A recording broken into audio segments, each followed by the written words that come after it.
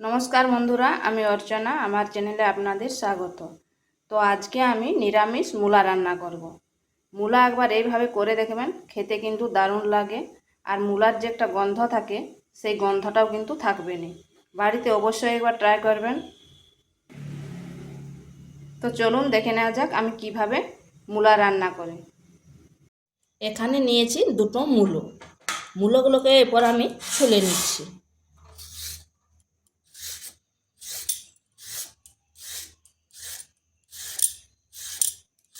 এখন তো শীতকাল, বেশ সুন্দর সুন্দর কচি কচি মূলো পাওয়া যায়। মূলো কেন, সব সবজিই পাওয়া যায় এখন শীতের দিনে।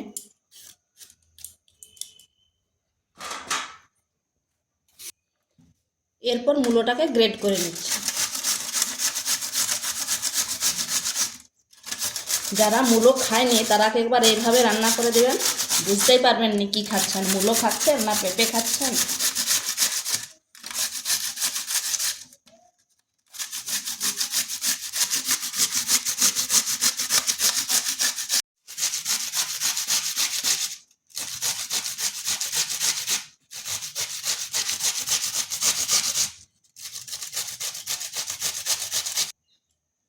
মূলোটা গ্রেট করা হয়ে গেছে।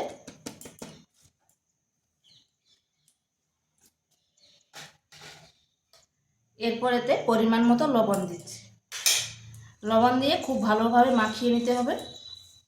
আর মূলো যদি এইভাবে রান্না করেন, তাহলে মূলোর যে একটা গন্ধ থাকে, সেই গন্ধটা থাকবে না। এইভাবে মাখিয়ে 5 মিনিট রেখে দিচ্ছি। এখানে একটা কড়াই বসিয়েছি, তাতে দিচ্ছি তিল। তিলগুলো আমি ভেজে নেব। তিলগুলো এমনভাবে ভাজতে হবে যেন একটু লাল লাল হয়, আর তিলগুলো যেন ফুটে, সেরকম করে ভেজে নিতে হবে।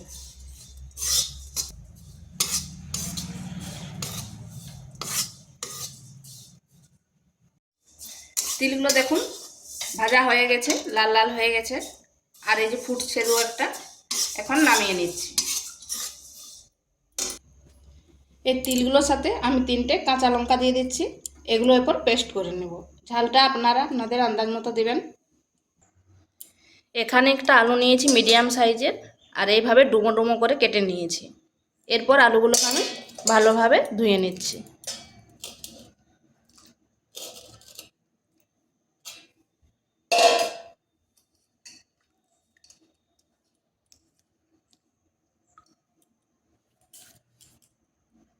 এরপর মূলোগুলোকে এইভাবে চিপড়ে চিপড়ে জলটা বের করে দিতে হবে, তাতে মূলোর গন্ধ চলে যাবে। দেখুন কত জল বেরাচ্ছে।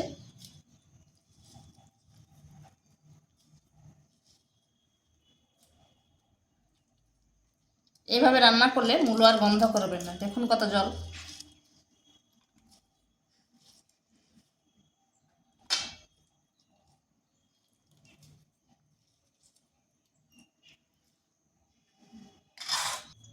মূলোটা এইভাবে ঝরঝরে হয়ে যাবে।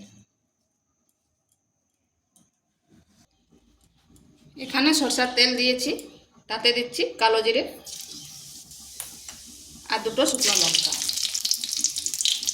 এরপর যে আলুগুলো কেটে রেখেছিলাম সেগুলো দিয়ে দিচ্ছি।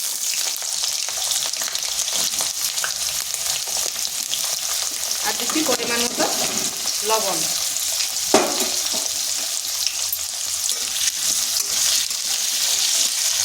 আলুগুলোকে হালকা ভেজে নিচ্ছি, একটু ঢাকা দিয়ে তাহলে দিচ্ছি, তাহলে সিদ্ধ হয়ে যাবে। আলুটাকে এইভাবে নেড়ে চেড়ে লাল লাল করে ভেজে নিয়েছি।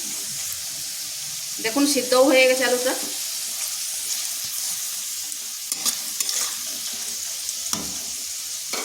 এরপর এখানে দিয়ে দিচ্ছি ওই মূলোগুলো।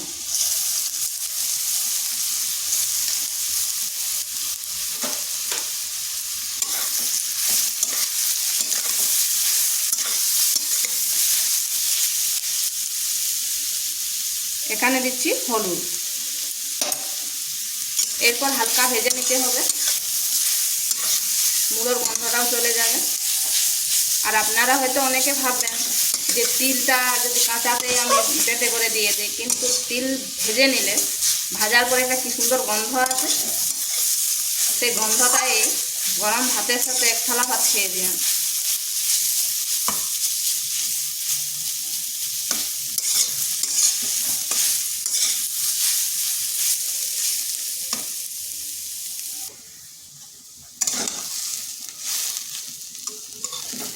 আগেকার মা ঠাকুমারা এইভাবে মূলো রান্না করতেন, এখন তো আর এইসব রান্না দেখা যায়নি।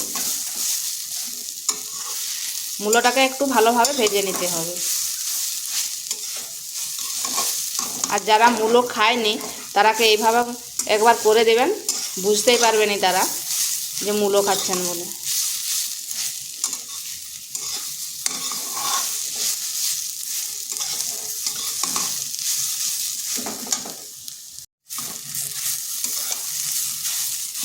মূলোটা আমার ভাজা ভাজা হয়ে গেছে।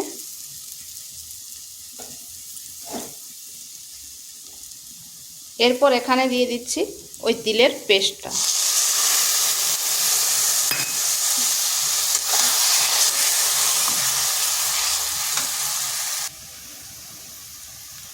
আর এখানে সামান্য একটু জল দিচ্ছি। মশলাটা বাটিটার গায়ে যে মশলাটা লেগেছিল সেই বাটিটা ধুয়ে দিয়ে দিলাম। এখানে আর কোনো রকম মশলা দেব না, সামান্য লঙ্কার গুঁড়ো। এটা আপনারা আপনাদের ঝাল মতো দেবেন, কারণ কাঁচা লঙ্কা দেওয়া আছে। আর দিয়ে দিচ্ছি সামান্য চিনি, এটা অপশনাল, আপনারা নাও দিতে পারেন।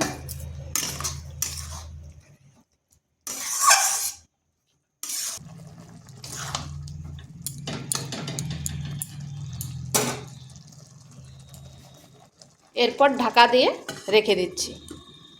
কিছুক্ষণ রাখার পর তুলে নেব ঢাকাটা। আর আঁচটা কিন্তু মিডিয়াম আঁচে রাখতে হবে।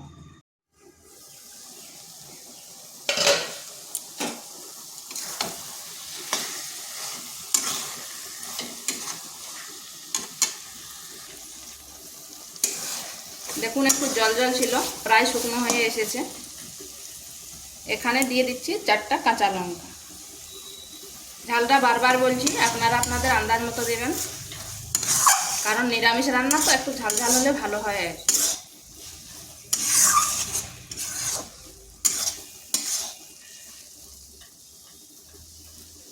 এরপর দিয়ে দিচ্ছি ধনেপাতা।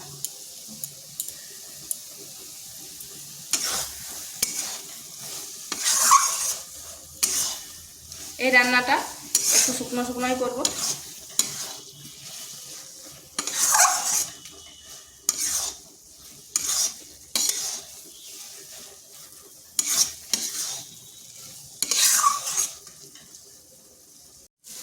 আর দিয়ে দিচ্ছি এখানে মিডিয়াম সাইজের একটা টমেটো।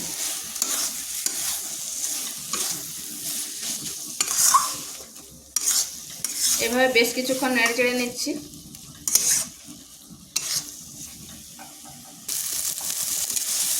টমেটোটা আমার সিদ্ধ হয়ে গেছে, আপনারা চাইলে টমেটোটা আগে দিতে পারেন। আগে দিলাম না এই কারণে, কারণ টমেটোটা গলে যাবে।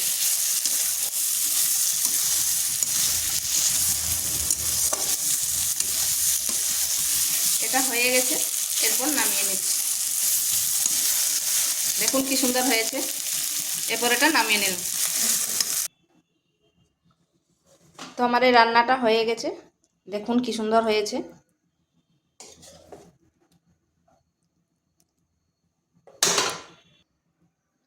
তো ভিডিওটা ভালো লাগলে লাইক শেয়ার কমেন্ট অবশ্যই করবেন।